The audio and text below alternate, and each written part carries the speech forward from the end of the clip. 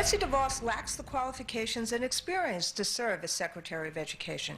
Her drive to privatize education is demonstrably destructive to public schools and to the education success of all of our children. There you've got some of the heads of the nation's leading teachers' unions doing their best to discredit the nominee for Secretary of Education, Betsy Devos, as she heads for her confirmation hearing later on today in Capitol Hill because of her endorsement of school choice. But our next guest says that's just what American students need. Joining us right now is the president for the Center for Education Reform, Jeanne Allen. Jeanne, good morning to you. Good morning. It's interesting. We just heard Randi Weingarten say that her drive to privatize education is demonstrably destructive to public schools. Is that true?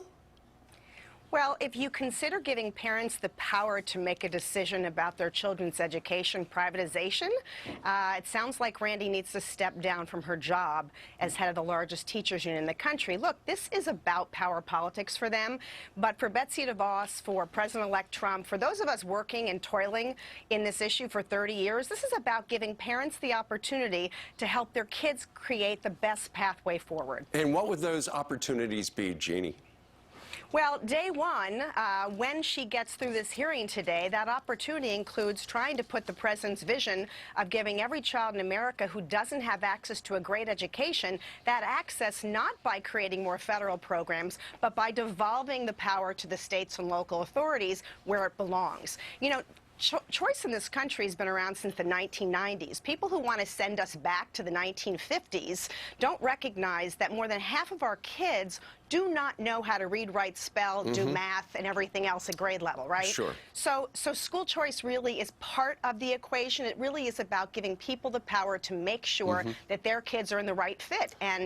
And the secretary can do a little bit of that. What she really can do is make sure that states and local communities give parents that power to make a decision about their kids. So it's not about breaking the unions.